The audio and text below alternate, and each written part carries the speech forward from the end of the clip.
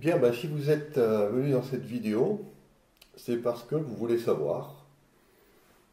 Vous allez sur Internet, vous trouvez quelqu'un qui parle, qui se dit être scientifique, et puis ben, vous voulez savoir si le discours de cette personne est effectivement un discours scientifique ou si c'est simplement quelqu'un qui prétend l'être et qui veut se mettre en valeur en utilisant le langage de la science pour pouvoir donner du poids à son argumentaire.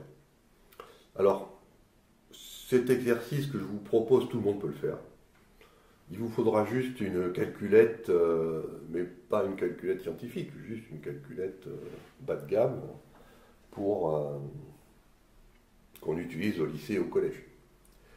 Alors pour ça, il va falloir collecter un certain nombre de données sur la personne que vous voulez checker.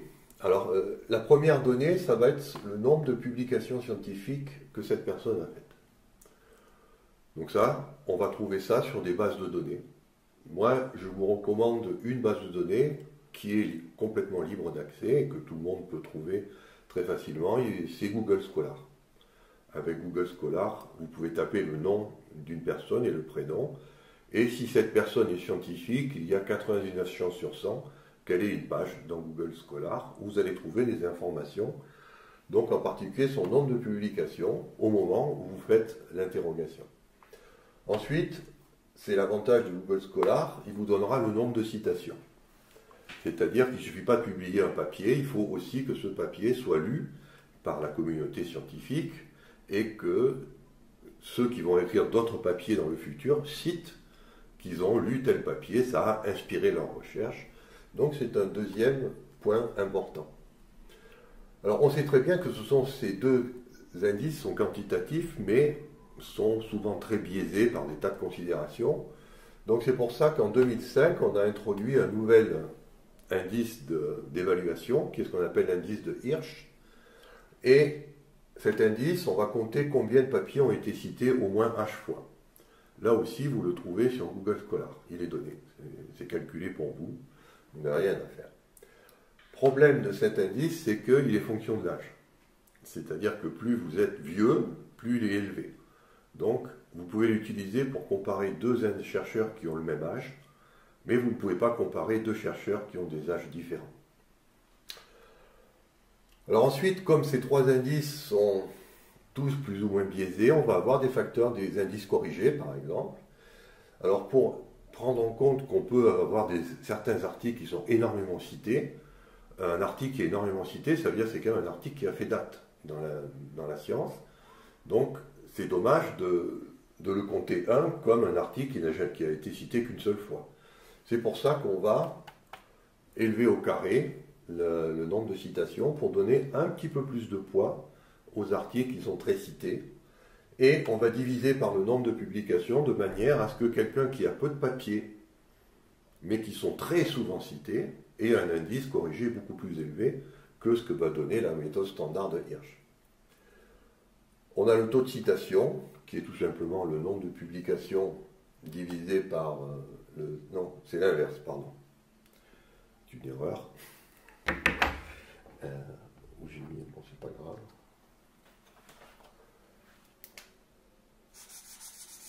C'est le nombre de citations que divise le nombre de publications, parce que le nombre de citations est toujours supérieur au nombre de publications, évidemment.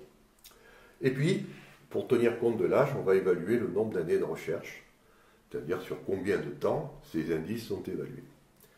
Après, une dernière chose à faire, c'est faire une correction. Pourquoi ? Parce que la science est divisée en plusieurs domaines. Vous avez les mathématiques, la biologie, les sciences sociales, la physique, la technologie, les sciences de la Terre et de l'espace, la chimie, la médecine. Et il se trouve par exemple que la référence est les mathématiques. Pourquoi ? Bien parce que ce sont les gens qui publient le moins. Mais ce n'est pas parce qu'ils publient peu que leurs articles ne sont pas pertinents. Simplement, la discipline fait qu'on publie très peu en mathématiques. A l'inverse, vous avez la médecine, où là, on publie énormément plus, 78 fois plus qu'un mathématicien. Donc on comprend que si on veut comparer un scientifique qui fait des mathématiques et un scientifique médecin, il va falloir tenir compte de cette disparité du nombre de papiers, il faut corriger. Donc en fait, ce qu'on fait, c'est qu'on prend on multiplie par le facteur, on divise par le facteur de la discipline de celui qu'on évalue, et on multiplie par le facteur. En général, on prend la physique comme facteur de référence parce que c'est là où il y a le plus de données disponibles dans Google Scholar. Ça a été fait surtout pour les physiciens. Voilà, et donc avec ce facteur, on peut calculer, ça c'est lorsqu'on veut comparer des chercheurs qui ont des âges différents. C'est très important de ne pas comparer des chercheurs qui n'ont pas le même âge. Il faut normer par le nombre d'années de recherche, donc l'indice de Hirsch. Et vous avez ici un petit tableau qui vous donne le décodage. Si cet indice normé, que j'ai appelé petit m, est compris entre 0 et 1, vous avez un scientifique normal. Il n'est pas extraordinaire, mais enfin il fait son boulot. Alors évidemment, si c'est proche de 0, c'est quand même quelqu'un qui ne se fatigue pas beaucoup. Par contre, s'il se rapproche de 1, c'est une activité tout à fait normale. S'il est compris entre 1 et 2, vous avez quelqu'un de remarquable. C'est-à-dire que non seulement il fait une activité scientifique normale, mais en plus son activité scientifique est tout particulièrement remarquable. Entre 2 et 3, c'est quelqu'un qui est hors norme. C'est-à-dire qu'il y a un truc. Hors norme, il sort complètement des moyennes, des statistiques. Alors ça peut être parce qu'il est vraiment génial, ok, mais ça peut être aussi parce qu'il y a un problème dans la manière dont ces chiffres sont collectés. Ou alors, on sait aussi que c'est un autre biais, c'est que c'est quelqu'un qui met son nom partout.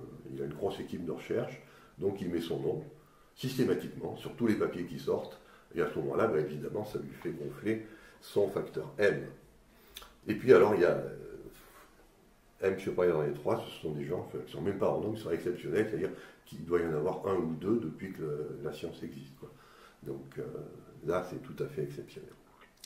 Voilà, je vous ai mis aussi pour la référence par rapport à la physique, hein, parce que c'est souvent là qu'on prend le point de référence.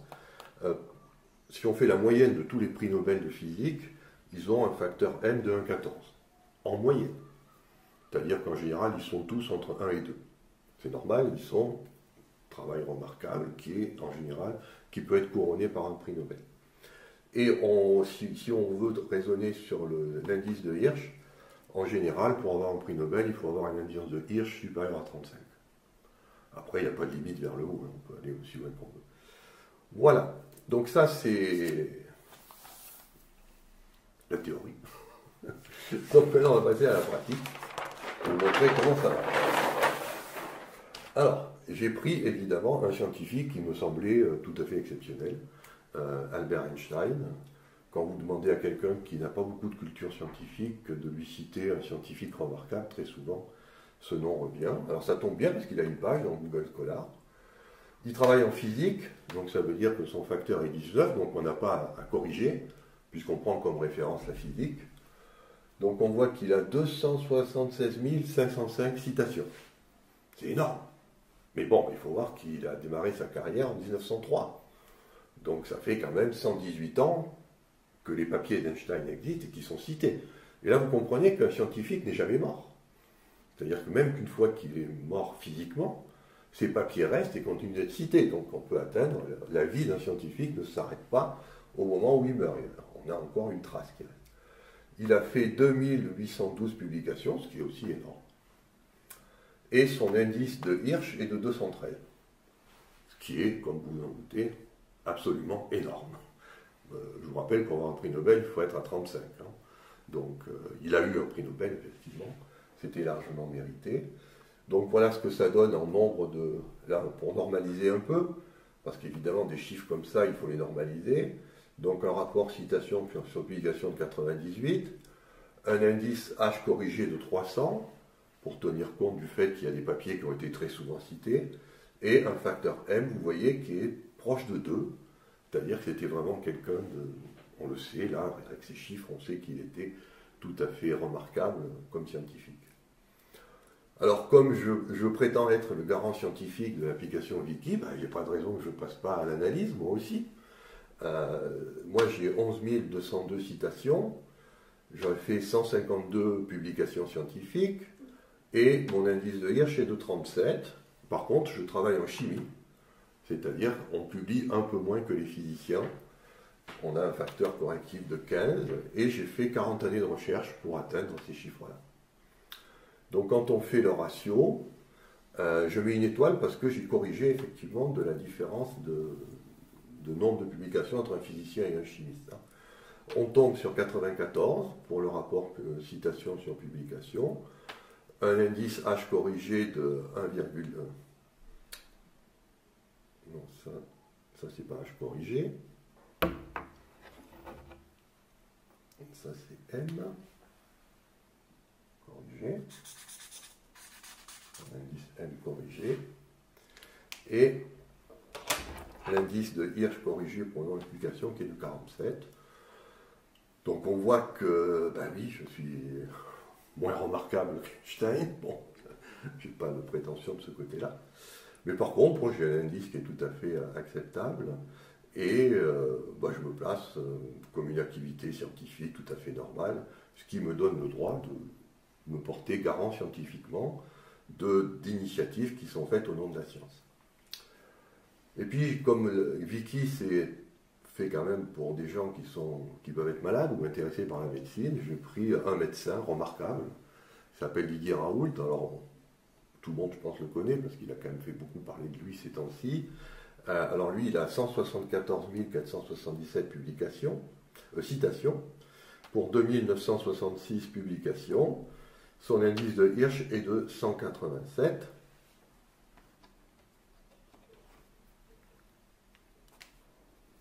Là, c'est pas HM corrigé, c'est M corrigé. Ce qui fait que il a commencé sa recherche en 83, un petit peu plus jeune que moi. Donc, ça lui donne un rapport C sur P de 14, un indice M de 1,2, donc qui est tout à fait bien, et un taux corrigé de H de 46. Voilà. Donc, on voit que tous les gens qui sont ici au tableau sont des scientifiques qui travaillent, qui font avancer la connaissance, qui, pour atteindre ces chiffres, je vous rappelle que quand on fait une publication, c'est lu par les pairs. C'est-à-dire qu'il faut être cité.